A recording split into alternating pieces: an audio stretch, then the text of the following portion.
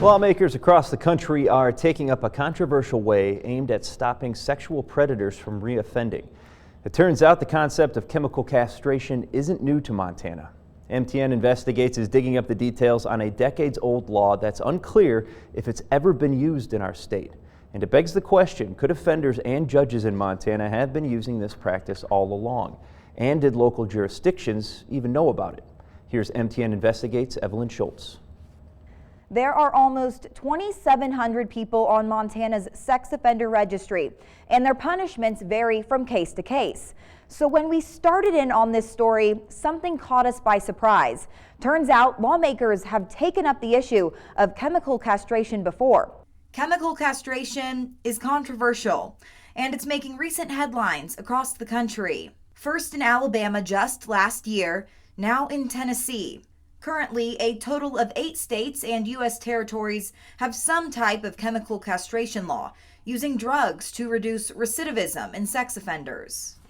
Turns out Montana does too, and it's been on the books for decades. Flash back more than 20 years. That's when former Democratic Representative Deb Cattell introduced a bill in 1997 calling for chemical treatment for certain sex offenders leaving prison paid for by the state.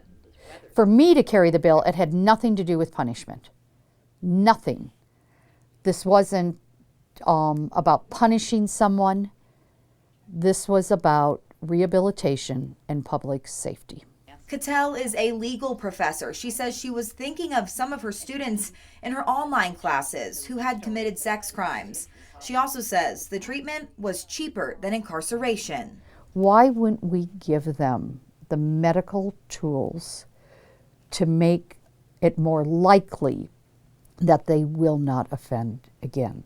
The bill received broad bipartisan support, but faced a long road to becoming law, including a veto from then-Governor Mark Roscoe, a Republican. Through a veto override, it found its way into state code. Montana became the second state in the country to pass this type of law. More than 2 decades after the law was passed, we wanted to know, is anyone even using it?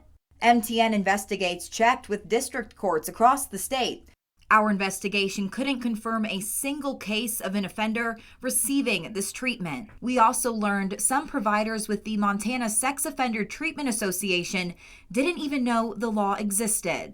Nationwide, people who support the idea say it's about protecting the most vulnerable victims of sex crimes, children. But research itself doesn't pan out that this could be used long term. So. Critics say it's inhumane and doesn't work. In 1997, the American Civil Liberties Union of Montana opposed the law.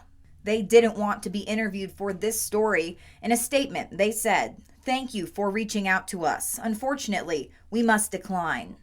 In the general public, when we see a child, for instance, get hurt, we say, well, whatever it's going to take to help not have that happen again. Bowman Smelko is a licensed psychologist.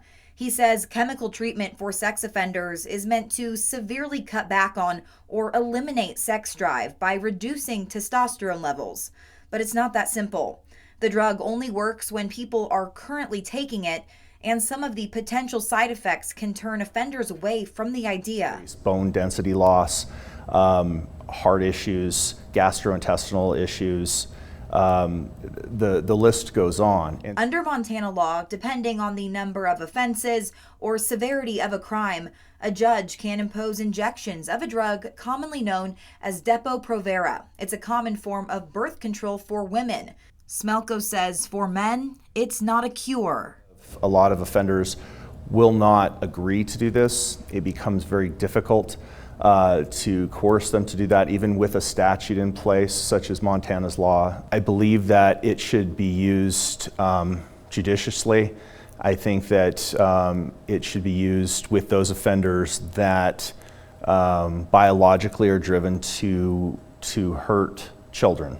When we checked in with Cattell, she wondered why the treatment wasn't more widely applied. Do you still think it was a good idea? I would say yes, because we haven't had the experiment of its use. One key difference between Montana's law and the one passed in Alabama last year: in Alabama, the treatment is required for people convicted of certain sex crimes against anyone younger than 13. Montana's law gives judges the option based on the severity of the crime and the number of repeat offenses. For MTN Investigates, I'm Evelyn Schultz. Back to you. MTN did learn of at least one case in the last 5 years where a judge ordered the treatment at sentencing. In 2015 in Flathead County, Justin George Jones was sentenced to 40 years in prison for sexual assault and ordered to undergo the Depo-Provera treatment if released. However, Jones remains incarcerated and isn't eligible for parole until 2040 at the earliest.